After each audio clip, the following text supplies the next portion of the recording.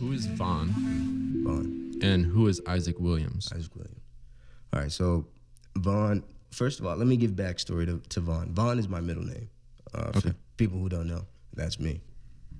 Isaac relies more on logic and Vaughn lives more in the moment.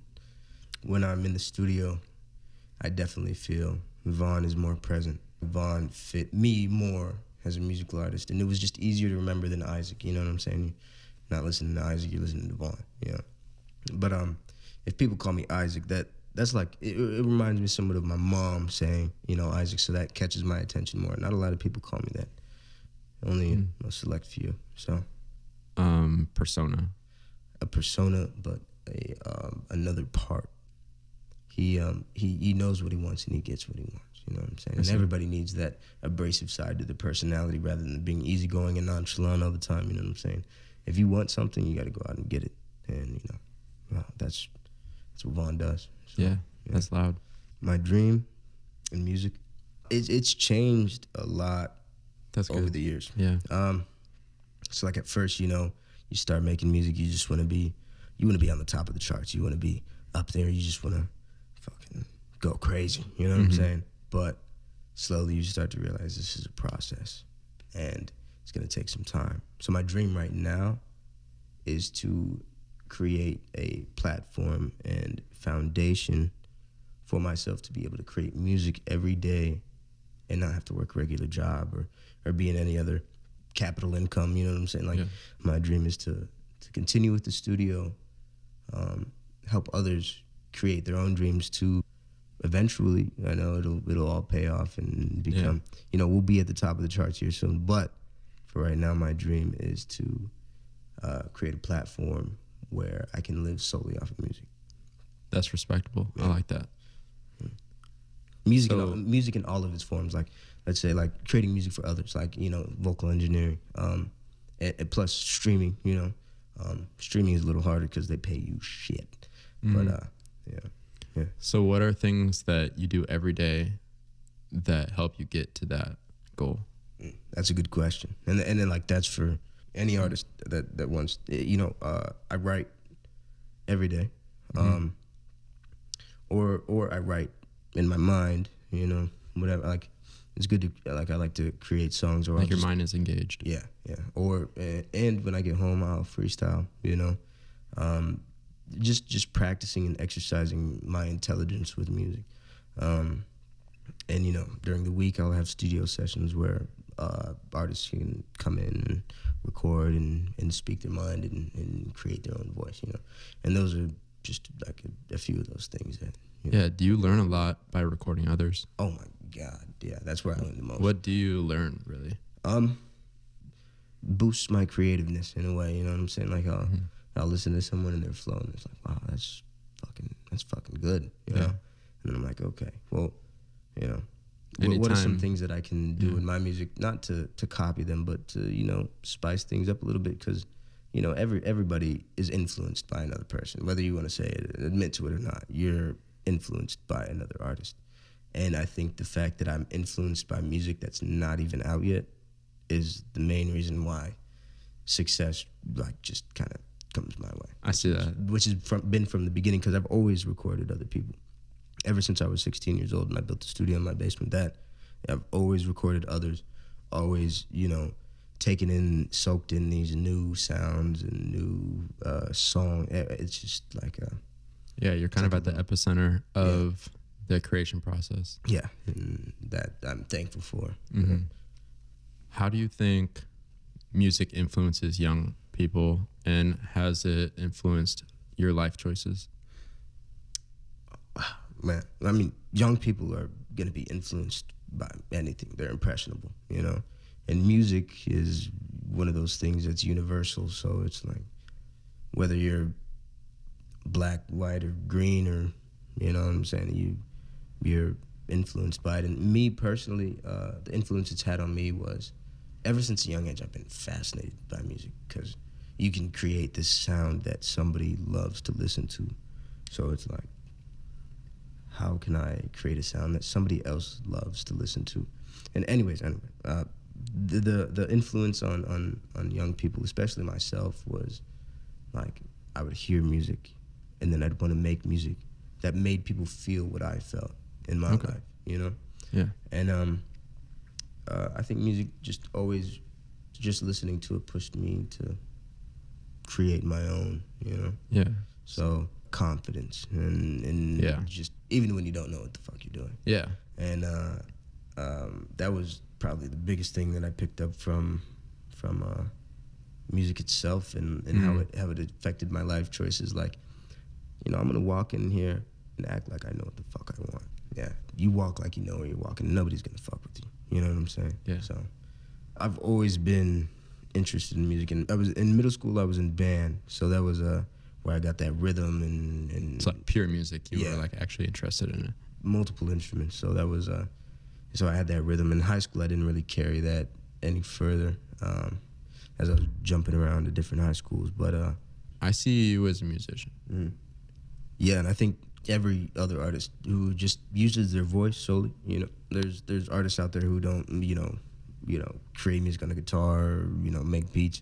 But if you're a rapper, or, you know, somebody who's solely, or a singer, you know, somebody whose instrument is solely their voice, you should always look at it and take care of it as such, because it you know, don't look at it as anything else other than an instrument, because it truly is, and you can warp it and use it just like, you know, a trumpet. You know what I'm saying? Like, your voice is a beautiful thing. And that's really well said. You should take it and you know, and handle it as such. You know?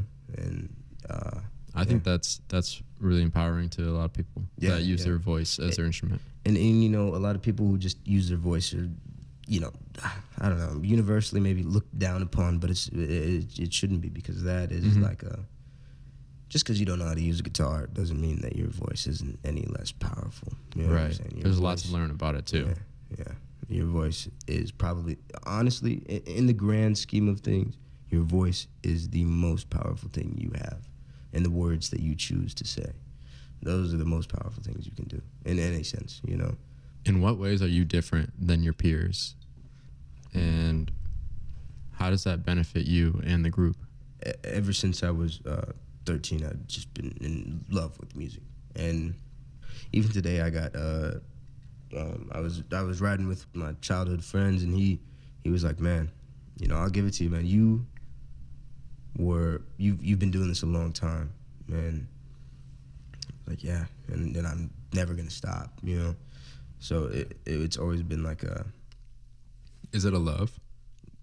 No, like you love it. Yeah, I'm in love. I'm in love. There's almost no explanation when you do love something. Yeah, and like we're looking at music like we look at life, the rules that are imposed on us.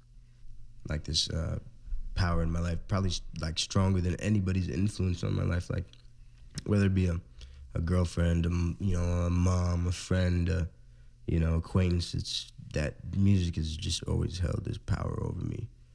And you know, when you're in love with something, in love with someone, they hold this power over you. You know, whether you want to admit it or not. You know, like they have this like control. You know, in quotations, they have this control over your emotions and your feelings.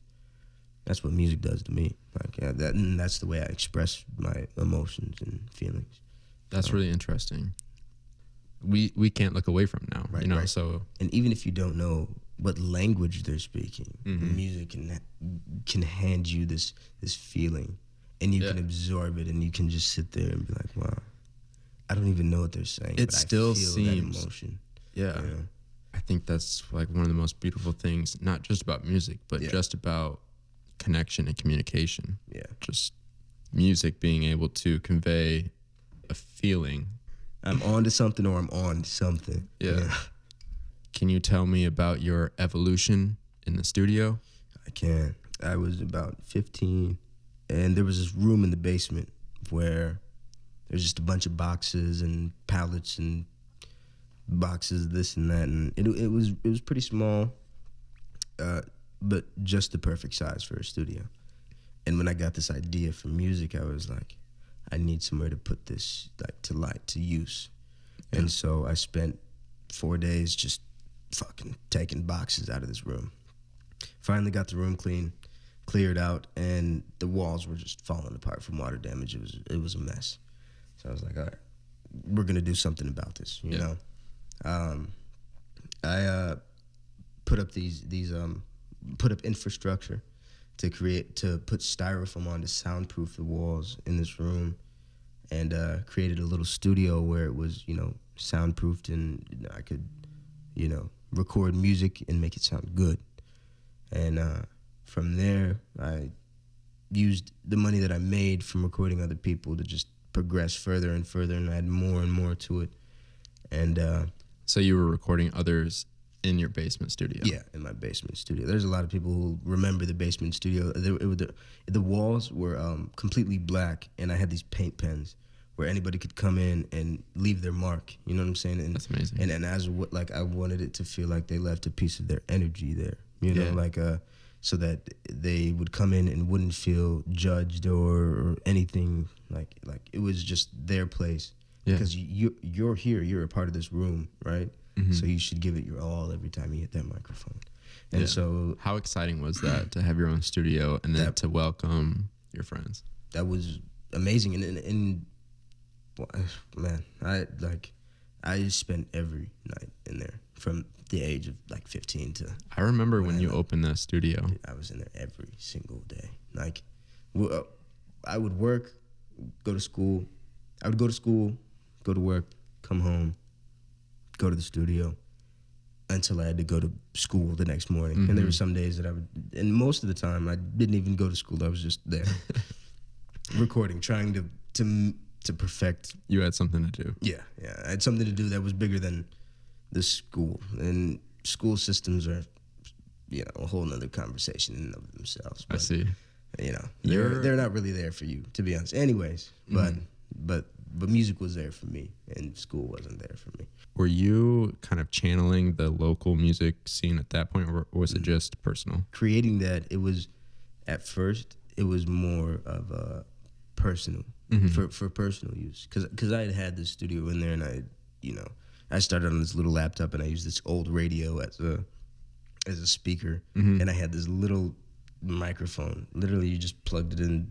It wasn't like a Blue Snowball or anything that fancy. Literally a microphone that you used on like a cassette tape recorder, and that's what I started with. That's awesome. And I was using it on my own, and then I was like, well, you know, I gotta upgrade because it sounds like shit. So slowly I started to make upgrades as I was working, and then I, after about a year, just straight personal use, you know, I was like, it's like, how do I expand this? I don't want to expand this with the technology I have now, because I want to give some people something that actually sounds good. Mm-hmm. And because I know that, you know, people make it out of their cities, you know, by themselves, but not necessarily. There's usually a foundation of artists and people who come before people who blow up. You know what I'm saying? And if you do just blow up out of the blue, out of just the city that has no other artists in it, it's, you know, 1 in a million. But now let's say I can create this place where artists can come in and make their music and create a community that's all about music. Well, then what's stopping anybody from blowing up, you know? Yeah. It's like you can be selfish and hold it all in for yourself and be like, only a select few can get in there now. What's the fun in that? Yeah. Like because, you know, if you have people coming into your studio, those people are going to hold a respect for you and what you do, and you hold a respect for them and what they do. And with that respect comes unity. And when you unify anything, and when you unify artists, let's say, you know, build on another person's. Mm-hmm.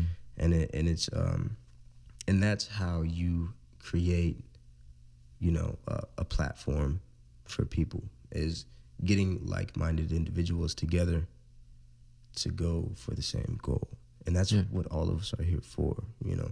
And if you come into my studio, I know you're here to create a platform. Even if it's just for yourself, you know, do that for you. But you're still helping the cause, right? Yeah. Because the more artists and people whose voices are getting out there, the more people are listening. Collectively. Yeah, the more people are listening to you. Yeah. And then the person next to you, and it's just a. And that's the special thing about this local. Yeah. Creativity. Yeah. Is like if you're next to someone being creative, then automatically empower each other to be more. Exactly. I feel like $1 million. 2 MVPs of my studio that I want to just like throw out there right now: Juwan, and Tay Tay. Both of them just have created this new sound that comes out of Elkhart, Indiana. You know, Elkhart County. They. Juwan has a work ethic that is crazy. I've never seen anybody come in the studio and do 4 songs in an hour. You know what I'm saying? Like, Juwan can go in there and just create a song and then freestyle that song. Like he'll have like maybe a verse written, right? And a chorus. He'll record the verse and the chorus, and then he'll just freestyle the whole another verse in like. He loves his own freestyles. 15 minutes. And dude is like, he says a bar and he's like, oh my God. Oh my God, that shit was hard. And I'm like, damn, that shit was kind of hard. And Tay definitely got the voice for this shit too. Yeah. Both of them are gonna be huge, and they definitely have love for it too. And I see it, you know. And there's so much consistency. Some artists will come ready to record. And I appreciate that. Like, if you're an artist and you come into my studio and you're not ready to record, I'm not mad at you. You know what I'm saying? I appreciate you, and I'm going to record you as such. But, you know, I want you to come in there and use the most out of your time because you're paying for that time. Yeah. You know? I want you to be able to get the most for your money, most out of your money.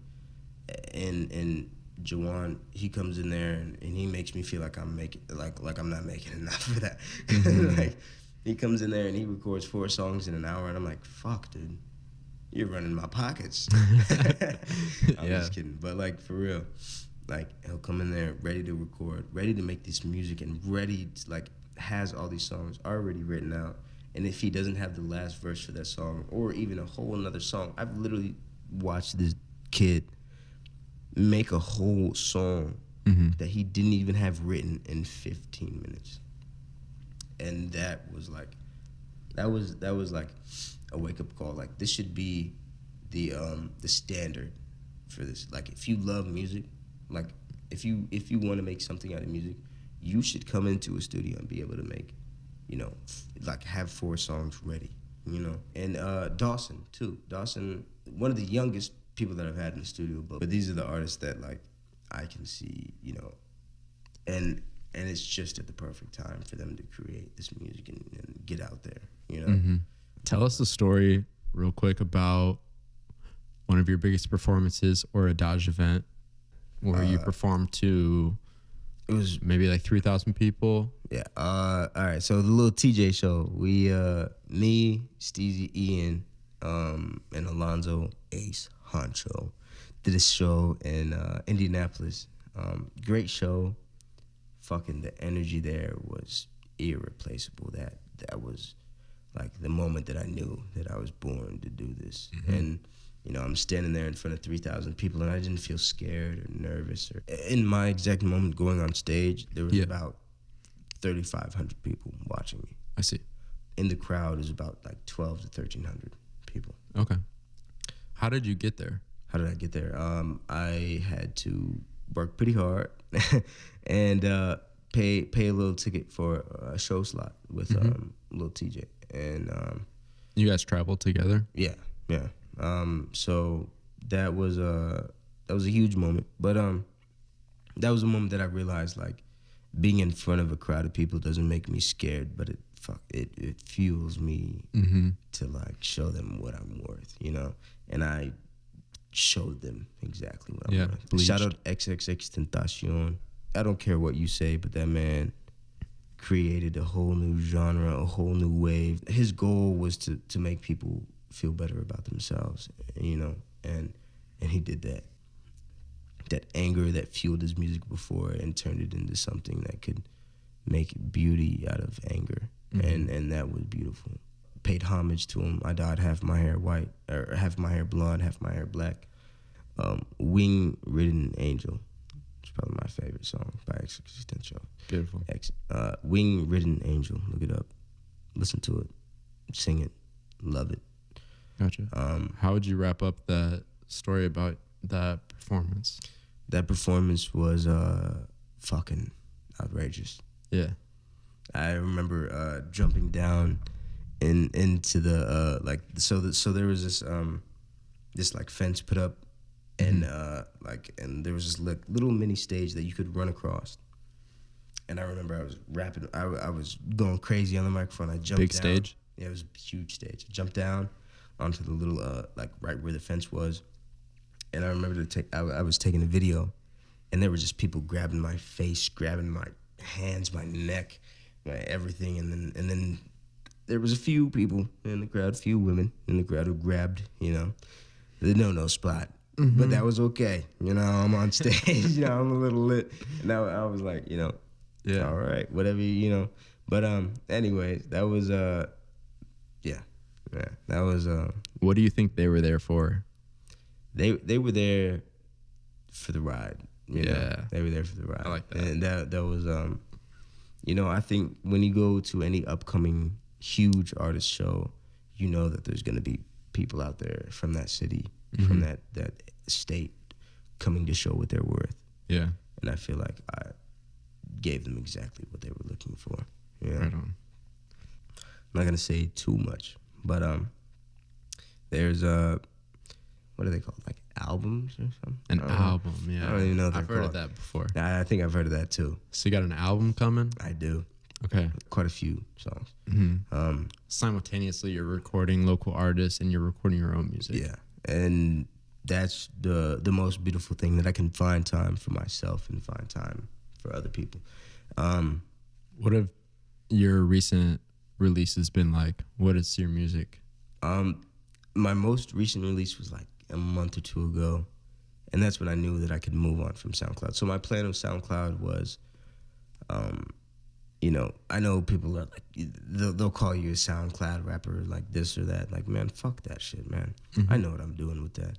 So I created a SoundCloud like 3 years ago, and I can literally remember, I could pull this page out of my notebook. I said, when I have 1,000 SoundCloud followers, I'll move on to more platforms. And everybody's always told me for years and years, go to Spotify, go to Apple Music, go to this, go to that. But you were on your pace. But I knew what I was doing. Mm-hmm. Like I could have gone there and then gone to Apple Music, gone to Spotify, but not had the release that I know I'm gonna have when I do choose to go to those platforms. Yeah. My city, I don't know if people know how hard it is to reach 1,000 followers on SoundCloud. Mm-hmm. It's fucking hard.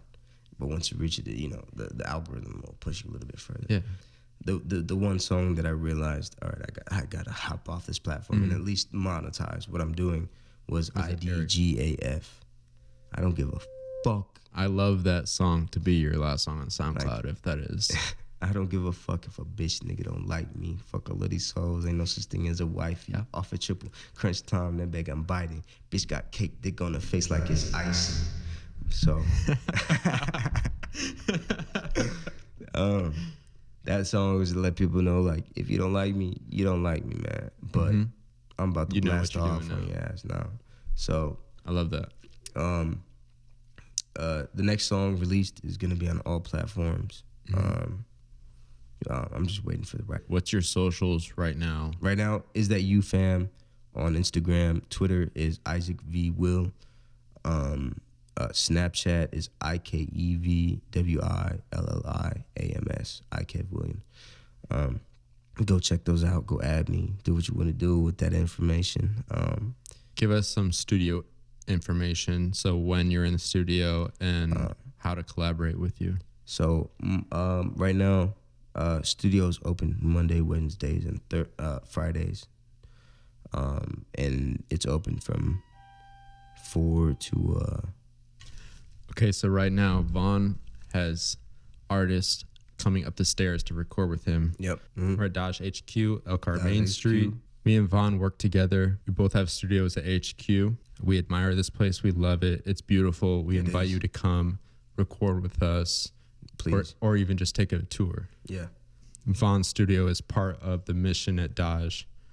We got something in the works. Go. We're doing it to celebrate 3 years of Daj, roll out to the new album. So after that show, my first song on all platforms will be dropped. So hopefully you appreciate what we've got in the works. But it's coming soon. Don't worry. That's right. Don't worry. Dajcast number 4 with Vaughn. Coming soon will be Dajcast video. Thank you again. Speaking my mind before the show and album comes out. Schedule a session at his studio, And Elkhart Main Street at Daj HQ. Send us out. And we in this. There are moments in life that transcend the everyday. Hotman Jewelers is here to make those moments sparkle.